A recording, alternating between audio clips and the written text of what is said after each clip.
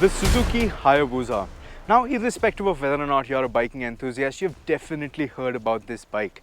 Back when it launched in the 90s, it immediately gained cult status, and this is for two reasons. One, being the way it looked. It was unlike anything else available in the market. Those smooth flowing lines, they really worked for it. And the second was the tag that was associated with it, the world's fastest bike. Because of that, the Hayabusa became a name to reckon with. Now Suzuki had a chance to make another cult bike. This I'm talking about is the Katana, launched back in 1982. But soon after a few revisions and a second smaller model, Suzuki decided to shelve that bike. Now, back in 2018, Suzuki has decided to resurrect the Katana, and it has finally made its way to Indian shows. Now, does this bike deserve the same cult status, the same love as the Hayabusa? Does it need to become an icon of its own? That is what we're here to find out.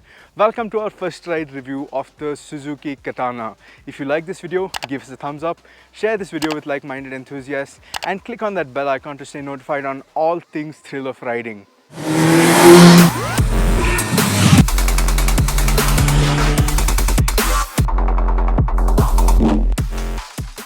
Now the original Katana, as the name suggests, it is based on the blade, the sharpest blade known in the universe, the blade that the samurais use. And the Katana looked exactly that way. It was sharp.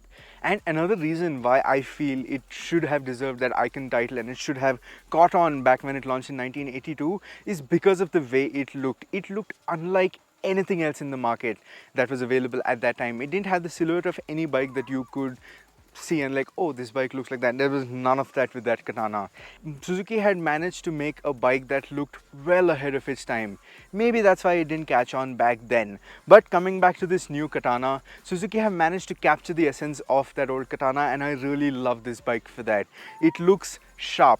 It looks like the older Katana, but it looks modern at the same time. And the best part about this design, this particular bike, is Suzuki have managed to make it look like it is a bike that is launched right now. It looks like a bike from the past, and it also looks like something that we can expect from the future, and that just looks really nice.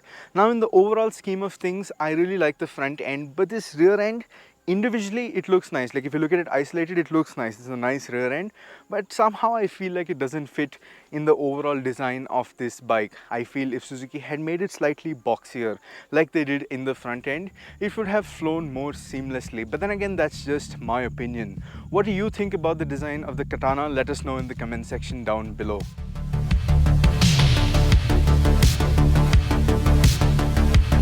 Now, powering this Katana is a 999cc inline-4 engine.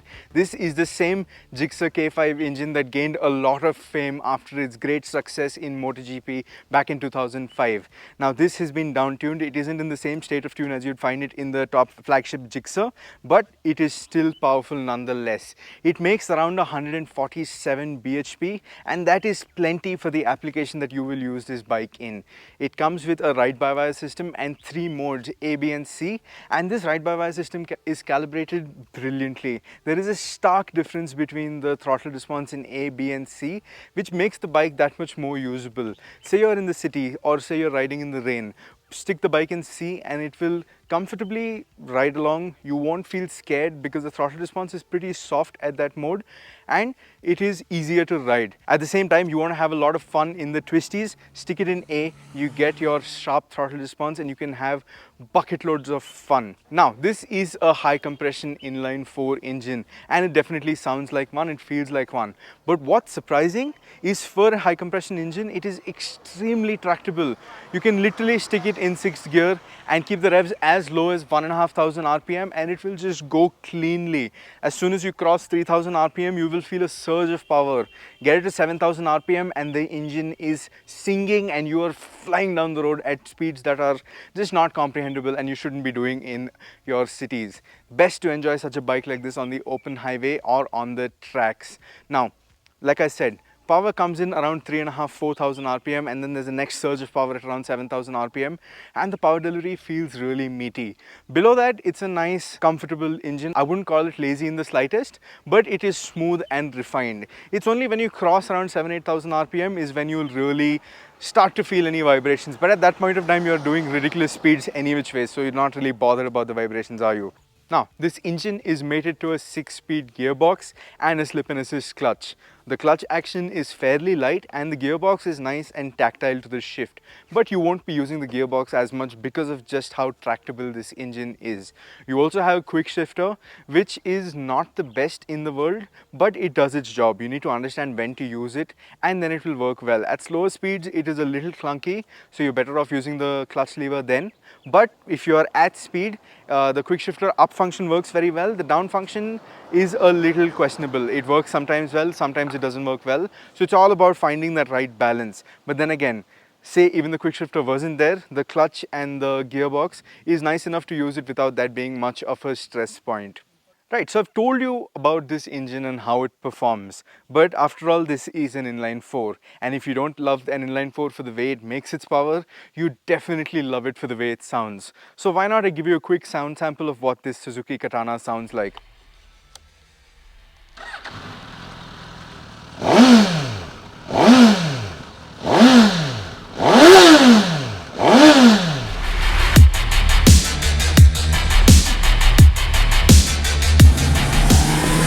Now, you have an explosive motor. What about the chassis that is holding that motor in place? After all, this is called a Katana. Does it handle like one? Well, the short answer is there are sharper handling bikes out there, but at the same time, for its weight, for a 217 kilo bike, it is pretty light, it is pretty agile, and it's nimble on its feet. You don't really feel the weight when you're riding. At slower speeds, you do feel a bit of heft, and that could also be down to the fact that the turning radius isn't as much as it should be. It's not horrible, but it's not great either. Now, this bike, it hangs off of a KYB fully adjustable fork setup at the front and a monoshock at the rear. Now, the suspension is adjustable, meaning you can tailor it to your liking. You can adjust the preload, the compression, and get it working to a spec of your liking. And it does a good job. The place you're shooting, now roads in general have become horrendous, and this does cope pretty well. Potholes, speed breakers and all, it handles it and takes it all in its stride. It doesn't iron it out completely, but it eliminates a lot of the harsh after effects of going over a speed breaker or into a pothole, and it reduces and damps a lot of it before it gets to you as the rider.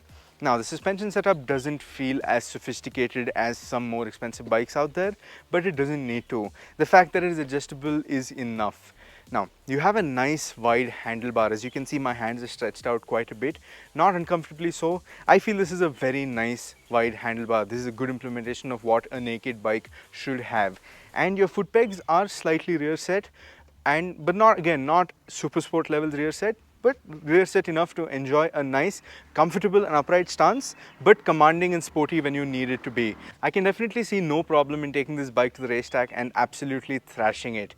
Now, when you do take it to a racetrack, the only slight limitation you might hit are the tires. Now, you get Dunlop Sport Max Road Sport 2 tires. These tires are honestly good. I have had bad experience with these tires in the past, but I can say they have come a long way in this 2 generation of this model, but at the same time it still feels like it comes up just a little short, especially when you're riding in the rain, and most of my riding on this bike has been in wet conditions, so it doesn't offer as much confidence as I would like, but on the whole it is a solid tire setup. If you are going to be riding this bike harder than a regular user, I would suggest swapping out the tires as soon as possible. In terms of braking, you get Brembo monoblock calipers up front. These are radial calipers and they do a good job of bringing your bike to a controlled stop. Even when you're out riding in the mountains like we are today, they have enough bite and progression to really enjoy braking late into a corner and letting off right when you're tipping the bike into a corner. So that is good. You don't feel the need for higher spec M50s or Stilema calipers, but obviously if you get them, they're welcome. But considering that the price that this bike is sold at, I feel this is a pretty good deal. Now, in terms of handling, in terms of riding it in the mountains, like I said, this wide handlebar really gives you the right kind of leverage to tip it into a corner and go and have a great time in the mountains. Now, this isn't, like I said, the sharpest bike out there, but it's not even trying to be. So that is good. Now, getting into a few tighter corners, apart from hanging off, you also actively need to give a bit of counter steer. This is something I felt. Yeah, it's an involving and engaging bike to ride, and that is something you would really appreciate. And especially for the price package, all those small things, like I said, like the suspension doesn't feel as sophisticated as some other bikes, the short turning radius, all those, they really just fizzle away because it's a great handling package. It's a sweet handle. It's something you will enjoy riding daily as well as maybe even taking to the track. And like I said, the ergonomics are placed such that I can even see myself riding Pune to Bombay or even longer and not having any problems whatsoever. That can't be said for many sport nakeds out there. They do come with a certain level of fatigue, but this is pretty nice.